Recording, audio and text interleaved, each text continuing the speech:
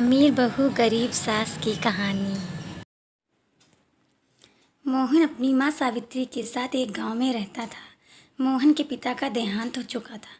सावित्री गांव के घरों में काम करने जाती थी, उसी से दोनों की गुजर बसर होती थी। एक दिन मोहन ने अपनी माँ से कहा, माँ तुम इतनी मेहनत करती हो, मुझे बिल्कुल अच्छा नहीं लगता।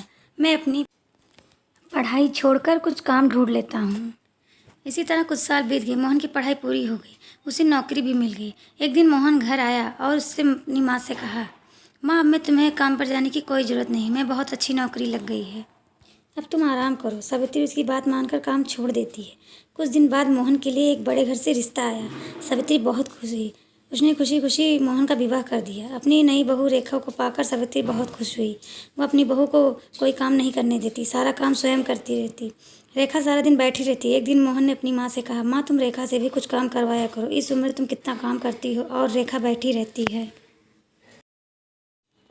यह सुनकर रेखा ने कहा, मैंने तो माँ जी से कई बार कहा है काम करने के लिए, लेकिन ये सब अपने आप। मोहन के कहने पर रेखा अगले दिन से सावित्री के साथ घर में काम करने लगी।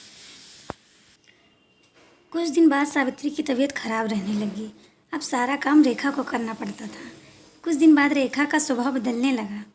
वह अब सावित्री से बात नहीं करती थी। एक दिन सावित्री ने पूछा, बहू क्या बात है, तू मेरे साथ बात नहीं करती? तब रेखा ने कहा, आपको पता है मैं कि बड़े घर से आई और कितनी पढ़ी लिखी हूँ, तुम लोगों ने मुझे नौकरानी बना दिया है।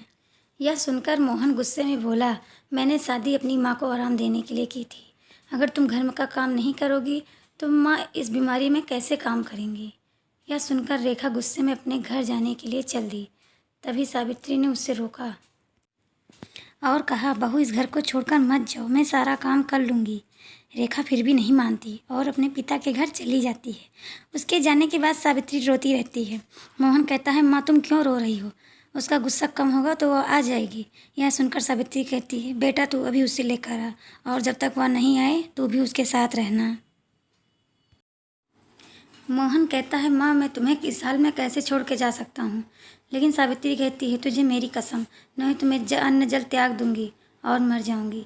सावित्री की जिद के आगे मोहन हार जाता है और रेखा को लेने उसके घर पहुँच जाता है। वह रेखा को बहुत मनाता है लेकिन वह नहीं मानती।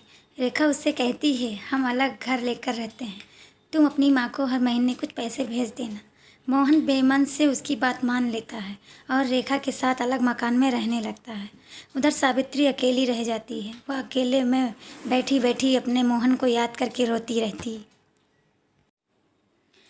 एक दिन सावित्री के घर पर कोई दरवाज़ा खटखटाता है। सावित्री दरवाज़ा खोलती है तो देखती है सामने रेखा का भाई राजेश अपनी पत्नी के साथ खड़ा है। वह दोनों अंदर आके, माँ जी दीदी कहाँ हैं? सावित्री उसे सारी बात बताती है।